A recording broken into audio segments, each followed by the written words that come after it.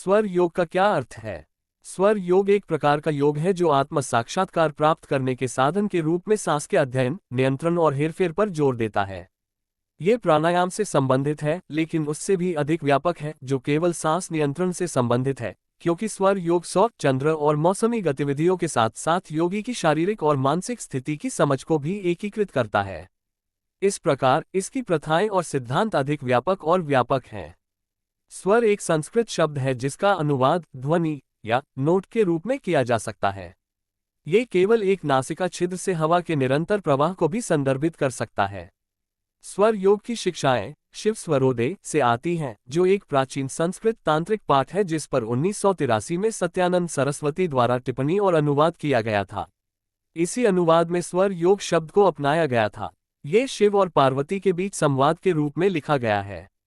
पाठ सिखाता है कि स्वर योग किसी भी कार्य को शुरू करने के लिए उपयोगी है।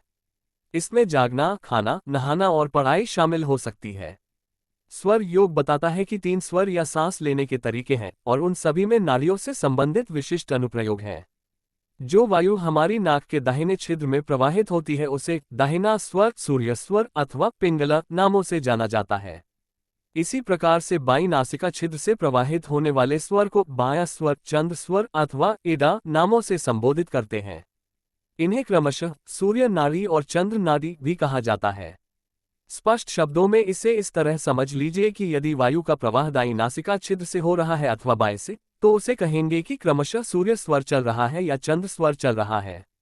सूर्य स्वर प्रवाह काल में निम्नलिखित कार्यों का चयन करिए, अवश्य ही सफल होंगे।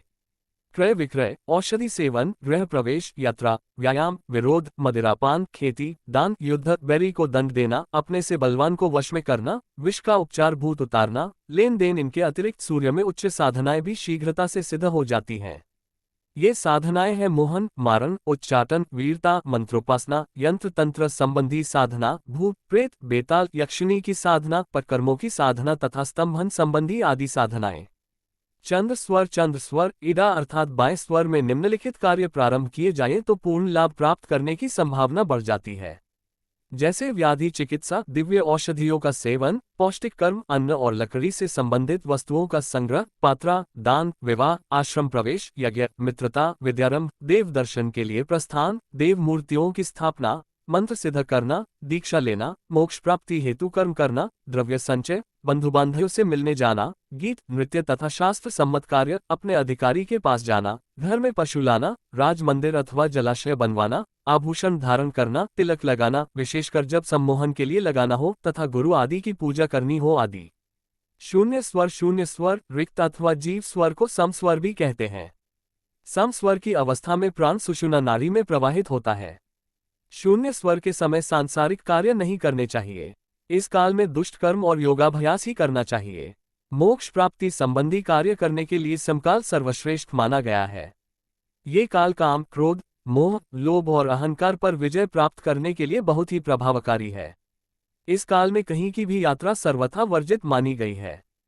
स्वर योग में उपचार के लिए भी अनुप्रयोग हैं और यह अनुशंसा की जाती है कि किसी भी गड़बड़ी के पहले संकेत पर शरीर और दिमाग को संतुलन में वापस लाने में मदद करने के लिए सांस लेने के लिए प्रमुख नासिका को बदल दिया जाना चाहिए।